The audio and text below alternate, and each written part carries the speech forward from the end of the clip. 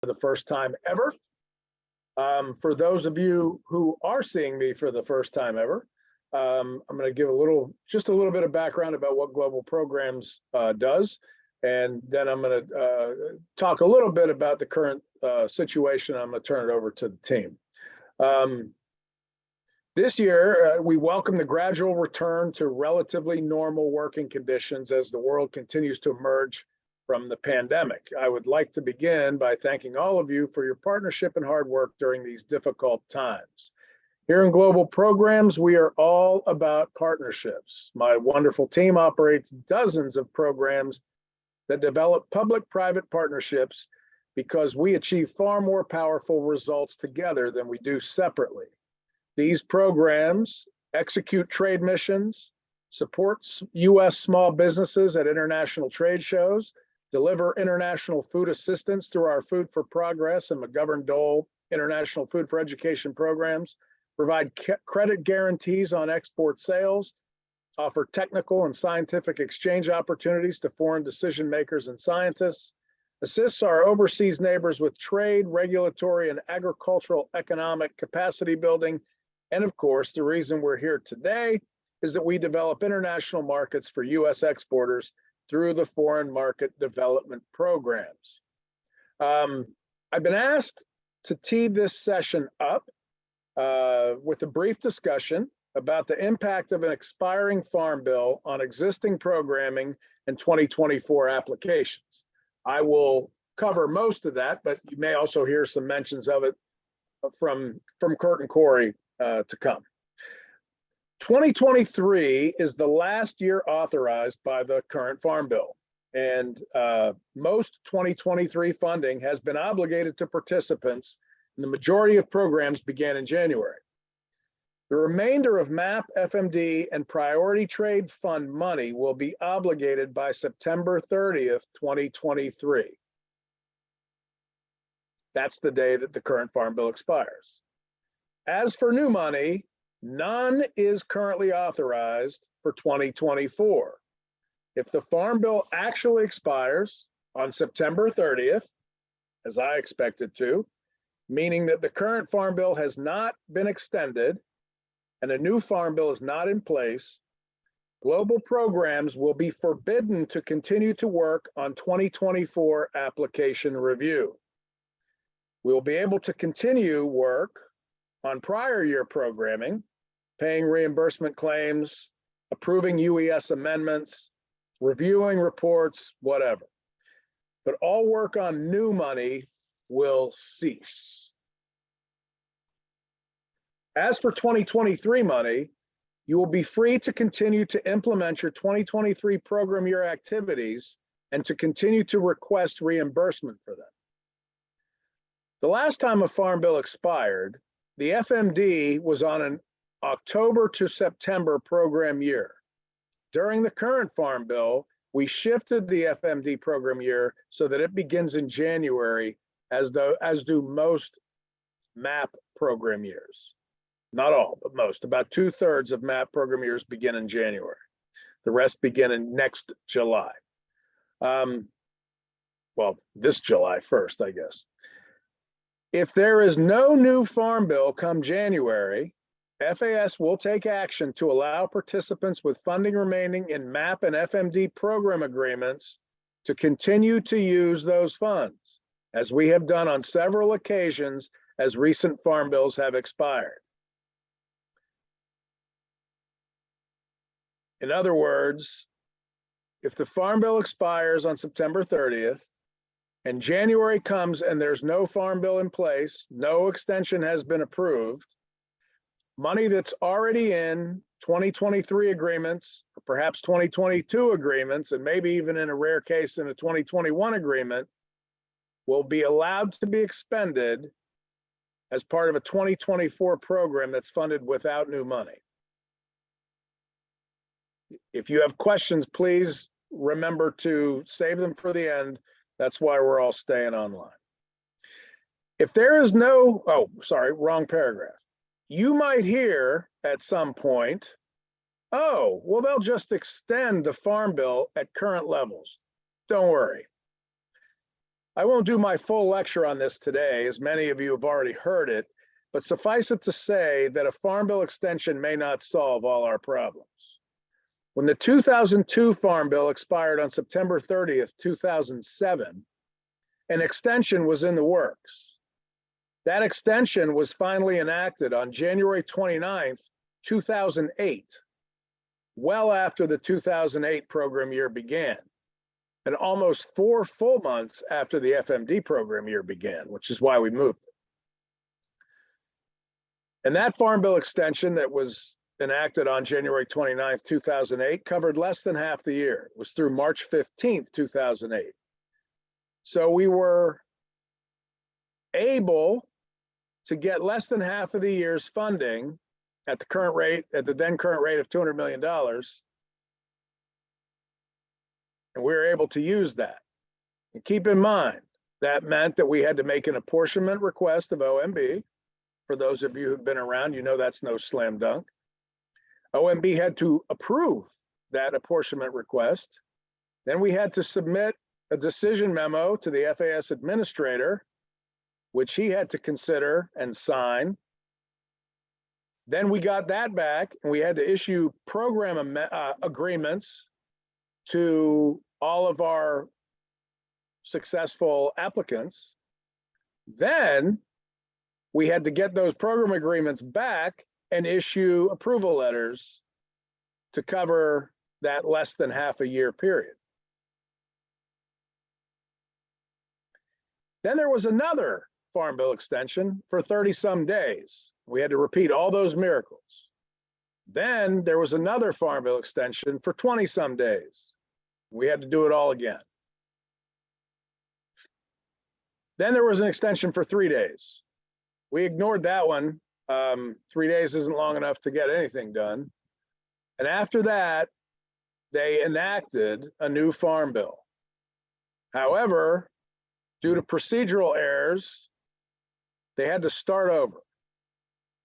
And the new Farm Bill, instead of being enacted in May, as had originally happened, it was enacted in June. The takeaway that I'm hoping to provide you today is to stay in close contact with the Cooperator Programs Division, your marketing specialist, and to be prepared.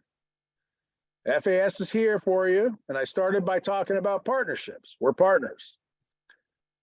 However, this is not going to be a smooth ride necessarily, and we need to keep in close communications. Transparency is important as we move forward into fiscal year 2024. That's enough from me. I'll now hand the microphone over to Kurt Alt to lead you into the nitty-gritty of our recently published NOFOs. Thank you for your attendance today and your continued interest in this most important topic. Kurt, it's all yours. All right. Thanks, Mark. Thanks, Lorena, and thanks to everybody for getting on the line. Good to be with you. So yes, as you heard and as you know, because we're all here, the 2024 Market Development NOFAs have been published. They are available on grants.gov for all 5 market development programs. I encourage everybody, I'm sure you already have, but if you haven't, I encourage you to go online and pull those down and take a look at them. There's a lot of good information in there.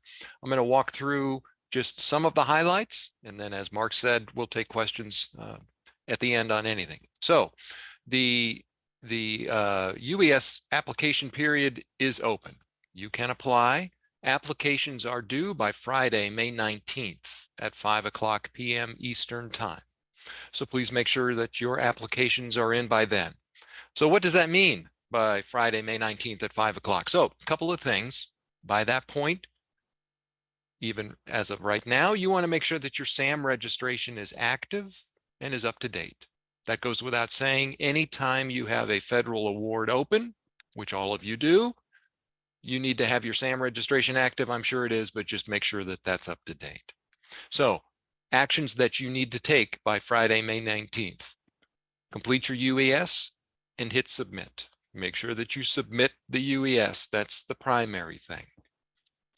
Beyond that, we also need from you, from everybody, a completed SF-424 That is the application cover page. We need that for each of the programs for which you're applying, for which you just hit submit on your UES, okay? So we'll need one for MAP, we'll need one for FMD, EMP task, whatever you have. We are not requiring the budget form. That's the SF424A. We have required that at various points in the past. We are not requiring that for 2024, nor are we requiring the associated budget narrative that went along with the 424A. Okay, so the only external form that you need to provide is the 424 cover sheet and hit submit. When you're preparing your UES submissions, a couple of things, couple of requests from me to keep in mind. The first thing is I suspect everybody uses the copy over function, and you poured over last year's submission in order to get a head start on this year's. That's great. I'm glad you're doing it. When the UES does that, it's very likely going to bring forward your DUNS number, which is a part of your last year's submission, and bring that forward into 24. However, the federal government is not using the DUNS number anymore. We are asking all applicants, this is all federal applicants, not just FAS, everybody is requested to provide your unique entity ID, UEID, which is given to you, is provided to you in your SAM registration. It is a part of that registration. If you need to find it, it's there. Please replace your DUNS number in your UES with the UEID out of your SAM registration. The UES is, in fact, has been updated, and it no longer, that field is not even called DUNS anymore. I think it's now called Unique Entity ID or Unique Identifier or something. Anyway, please replace your DUNS with the UEID. The second thing, and this is probably the more important reason why you joined. So as Mark said, the Farm Bill's expiring. There's some confusion. What will happen? We expect that there will be a new Farm Bill. What we're not sure of is exactly how much money that will provide for these programs. All right. And the NOFA acknowledges that. The NOFA says we are asking you to apply against a program that doesn't exist, and we don't know exactly how much money is going to be in that program. But the NOFA envisions a $200 million program. And so I would ask each of you, as you prepare your submission, to follow the NOFA's lead and submit a UES application as though this were a normal year, as though there were no Farm Bill expiration, as though there were no confusion about how much money is going to be. What would you ask for 2024 if this were a normal $200 million MAP, $34.5 million FMD year? Whatever the answer to that question is, please provide that in your application. What I don't want is I don't want anybody to do a whole bunch of work, put a bunch of thought, and waste a bunch of days and weeks putting a bunch of work forward for something that may never be needed or utilized. Corey, right after me, is going to talk about the UES review process and COPD and what they're going to do, and he will cover, in the eventuality that the money is different, other than 200 million, he'll talk about what that means. But I'm suggesting to everybody, please keep in your mind a normal $200 million year and submit against that. The UES, that's your applications. Do that all by Friday, May 19th. One other thing that we are reintroducing this year is the certification statement. This is a document that we had used in years past, and it asked everybody to certify two things. The first thing is that, to the best of your knowledge, everything in your application is true and correct. That's just a best practice. The second thing is that any money that you receive through these programs would supplement, would not supplant, other funds, private funds or industry funds, and that comes out of the law. We are, for this year, for 2024, we are maintaining those two statements. We are adding a third statement in there.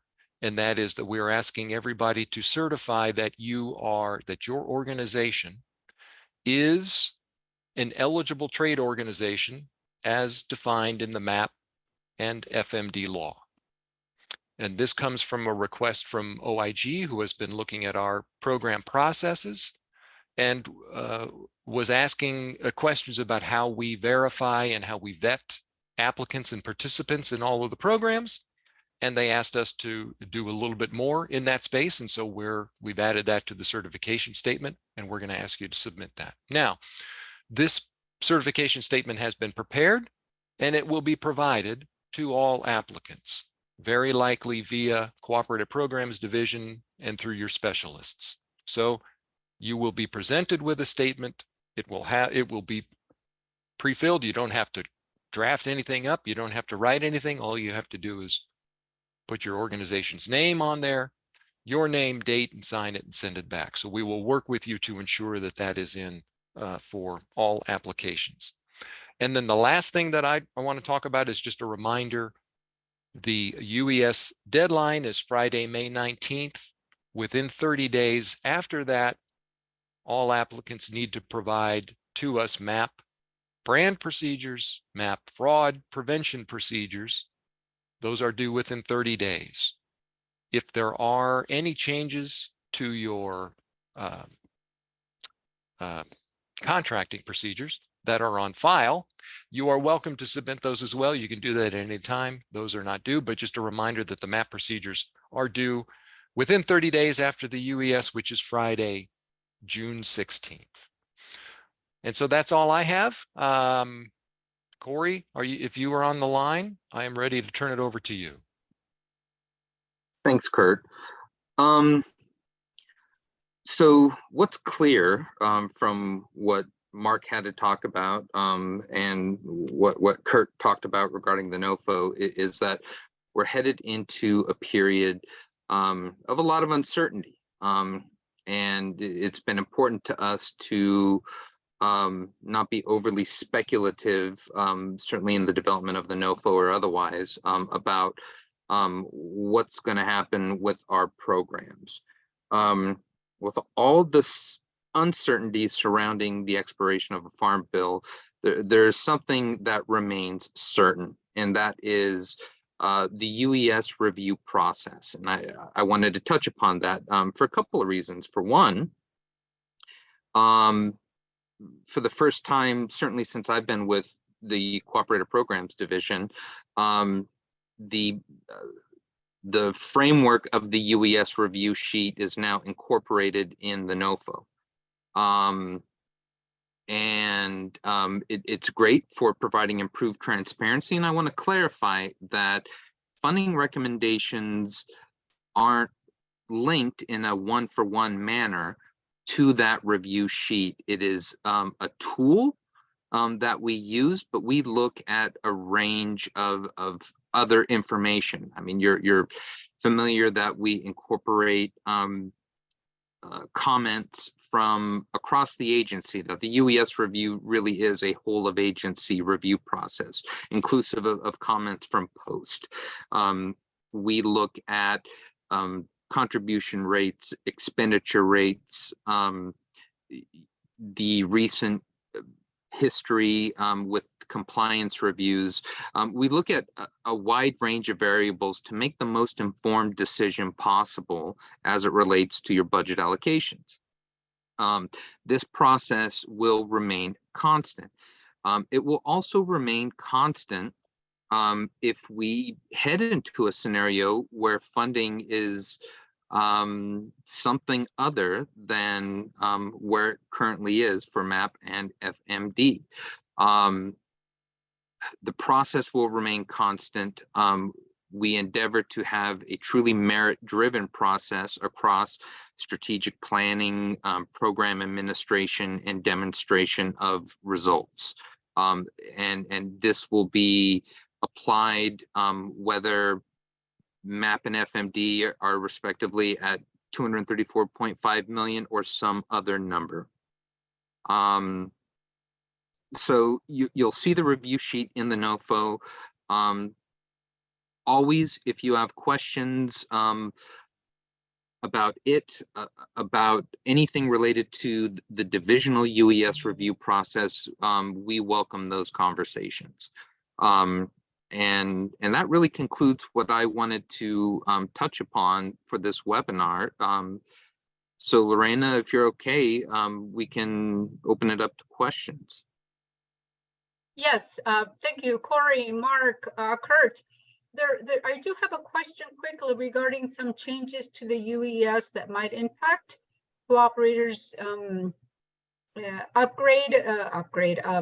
upload of information, rather. Are there any changes there that they should be aware of?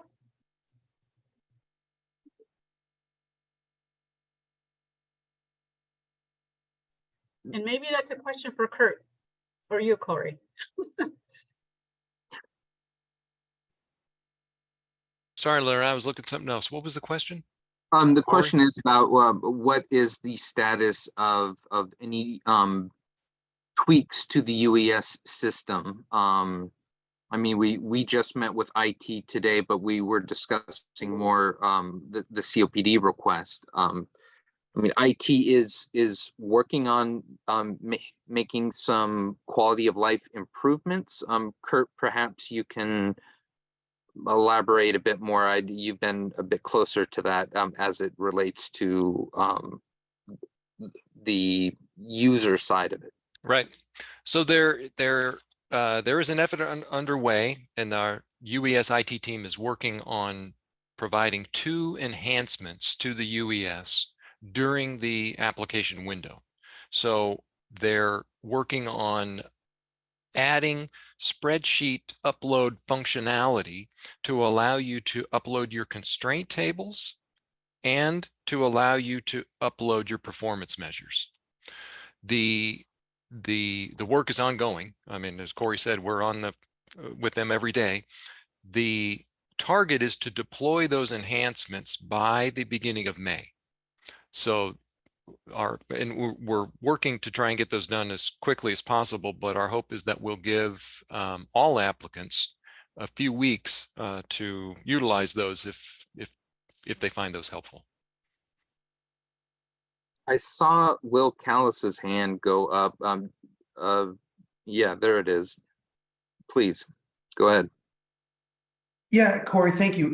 Further to that point, I know in the past, many of us have used spreadsheet mode for upload of the data tables for table 4, table 1, and the individual country exports. But at least up until now, that has only actually functioned on Internet Explorer, which is no longer supported by Microsoft. Is there any effort underway to make that spreadsheet mode function in more modern browsers, Chrome, Firefox, whatever the new Microsoft one is, Edge, I think, because we've never been able to get that function to work in those browsers. So the IT folks are aware of that, and I'll get from them there may be some guidance that they have on solutions, how to make that work in some of the different browsers. And if there is, then we'll share that through Lorena with everybody. Okay, thank you. We have a question in the chat from Kurt Schultz of the Grains Council about ATP funding and status. So ATP doesn't expire until September of next year. And as Mark mentioned, if there is a lapse in the Farm Bill, which triggers us to halt our process for program year 24, we will continue to work with you on ATP and other available funding that would take place in 24 in the absence of a full program year for MAP and FMD. I hope that answers your question, Kurt. Corey, Mark, and Kurt, there's a question by Michelle Rogoski asking when cooperators will be asked to submit the amount that they will be carrying over into 2024. Yeah, so it's a good question. what Michelle's, the question, just to flesh it out a little bit, the question I think Michelle's asking is, if we get to the beginning of 2024 and people want to continue to operate with previous year's funding, including 2023 funding,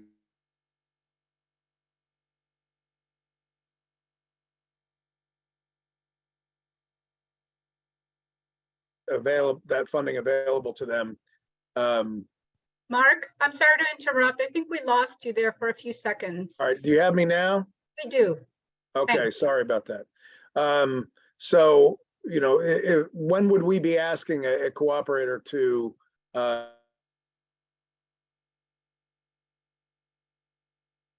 relinquish from their 2023 budget and make available for 2024 programming? We wouldn't want to make that commitment until January. I think it would be a bad idea to take on that kind of effort until we've actually reached the point where the 2023 program year ended. Now, that said, that doesn't prevent anybody from thinking about it.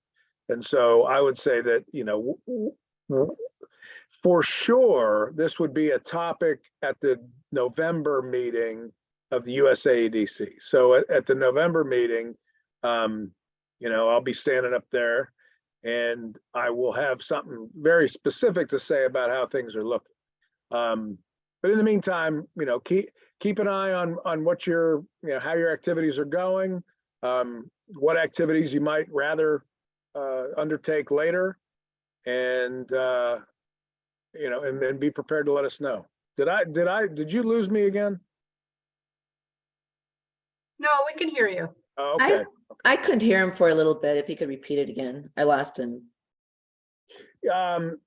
So yeah, I think, you know, as I would encourage people to think about activities that they might have scheduled for December, or something they might push into the following year to keep things active, or start identifying funds that may not be needed in 2023.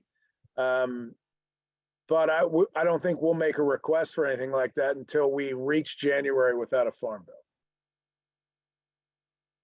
But we will talk about it in November, because it'll be a lot closer then, and you know, we'll have a much better sense of what the situation's going to end up being. Did you get it, Rita?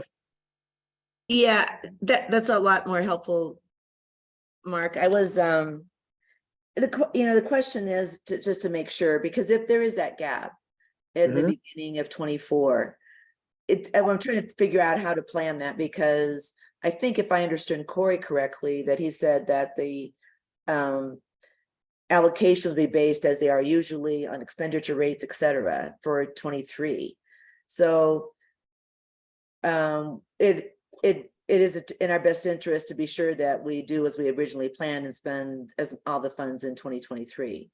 There isn't really, but you're also saying that perhaps if we can delay some of those expenditure into the latter of the year. Am I understanding? All right, so 100%, we won't know your 2023 expenditure rates when you're reviewing your 2024 applications anyway, right? Okay. We won't even know. I don't think we'll even have like a solid, maybe by the time we start getting into the decision-making process, we certainly won't have solid expenditure rates for everybody in the 2022 program by September, when we start to have meetings about it, because some groups will still be in the 6-month period after their program year ended in their 2022 program year ended on June 30th. So, you know, that expenditure rates are something that we take into account when things are normal. There's something that you know, let me change that. We always take them into account, but we take them into account relative to the situation, right? And so if everything's sailing along smoothly, we expect you to spend your money. If everything's not sailing along smoothly, well, then it changes the light at which we look at it. It doesn't change the fact that we look at it, it just changes the way we look at it. If I can just ask then also, so if there is that gap January to maybe as late as March. Carryover funds are not an option, right? As if there is that gap, if there isn't funding for, a month's not as big of a deal, but 2 or 3 months becomes more of a challenge. Okay, so Rita, what is your program year ends on June 30th? Is that right? We're both of our programs, FMD and MAP, are December. I'm sorry, I meant your claim period. I did not mean your I did not mean your program year. So claim period ends on June 30th. So for 2022 MAP and FMD, we will know what's left over from your 2022 year. And that would be normally made available to you in your 2024 year. So that money will be sitting there and it will be known well before January starts. So if there's money there left over from 2022, it'll be waiting for you on January 1st, 2024. Now, what the question that Michelle was asking was, what if we want to make some of our 2023 money available? And that's a somewhat different question because the 2023 program year would be ongoing through December 31st. Got it. Okay, and then I want to acknowledge that groups that are on a July 1 through June 30th year, special accommodations really don't need to be made for them because we certainly would expect that there would be stability in the Farm Bill situation by next July 1.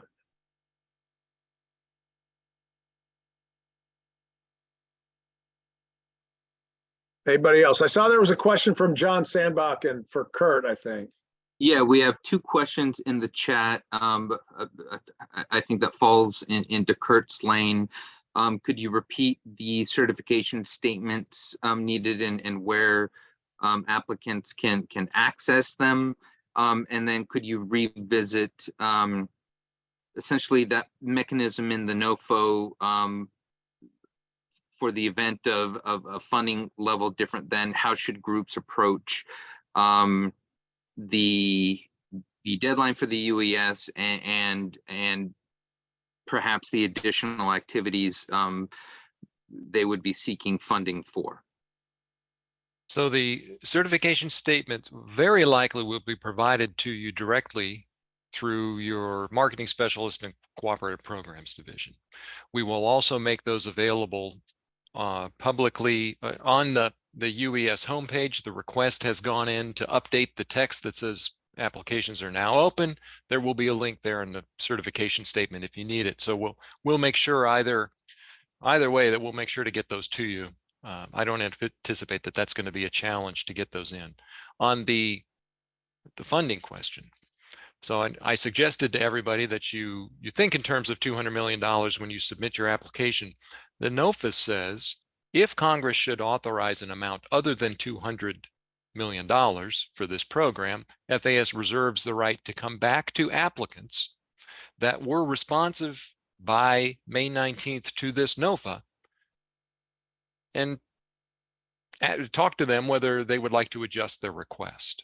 Okay, so the first part of that is that you have to be an applicant in good standing and fully responsive and have clicked everything by May 19th. All right, so everything I said about getting your application in, do it. Do it. We can't do anything. We will not be accepting new applicants if a farm bill passes with $400 million or some different amount. Okay, it will be that flexibility will only be open to applicants that meet the May 19th deadline.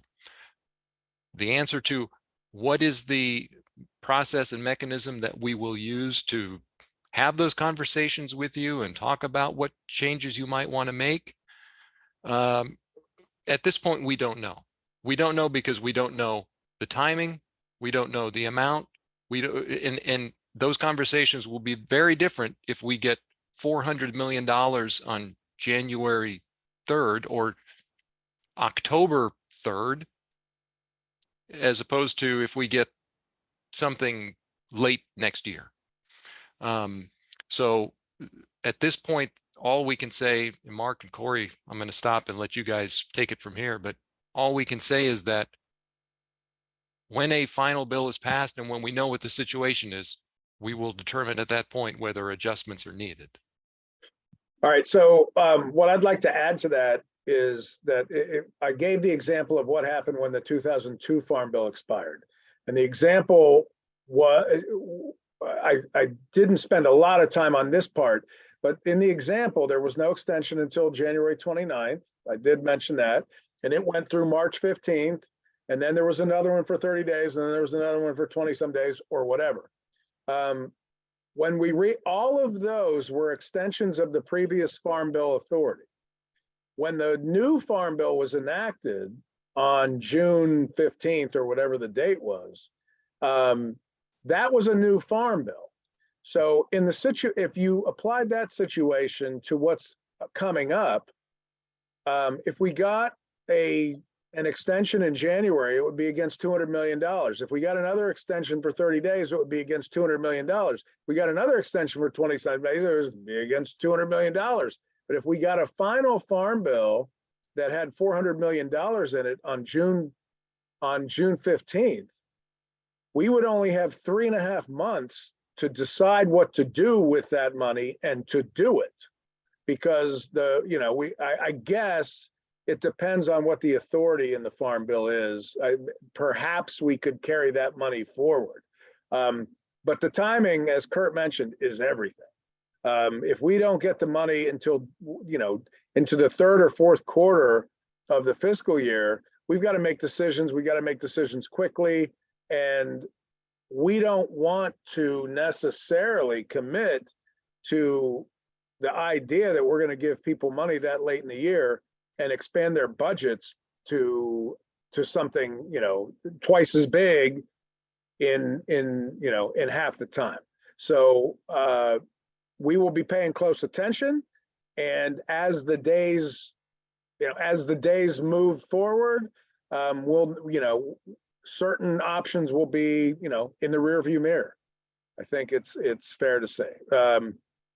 But we'll be talking about this at the July conference. We'll be talking about it at the November conference, and then anytime we need to, we'll do one of these as well. Thanks. Thanks, Mark. I think Will has another question. Will Callis? Yep, sorry, Lorena. I have a question on the more procedural on the certification statements. In the past, we supplied one for a given application if the application covered MAP, FMD, whatever. Will that be the case again, or will it be like SF 424 where we have to supply a certification statement for each application?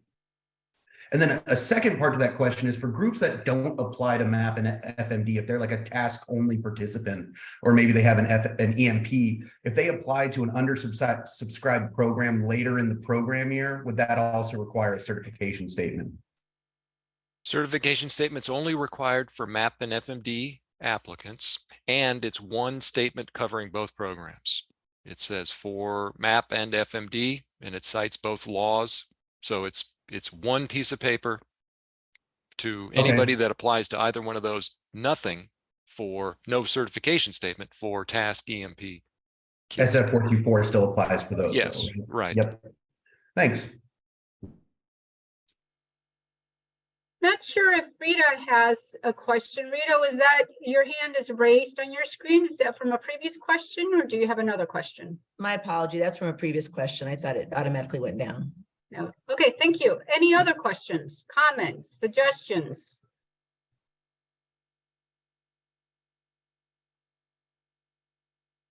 Looks like you've done a great job, Mark, Kurt, and Corey. Anything else you would like to add or comment on, Mark? Oh, it looks like Kurt has a question. Go ahead, Kurt. No, sorry. I was trying to be cute and clap my hands, but that's thanks for the information. I thought it was very informative, and I always appreciate these seminars. So thank you for putting them together. Thank you. Thank you for joining us. Any other questions? Mark, Kurt, or Corey, do you have any other comments? Just a reminder that we're always here. If you have questions, the best way is to work it through your marketing specialist so that it can be shared in COPD as well. But Kurt and I can answer questions too if you need something quickly. We want this process to be as smooth as possible for everybody who participates in it. Thank you, Mark. Any other comments? Lorraine, there's one question in the chat just asking about when will the recording be available so they can show it to their staff.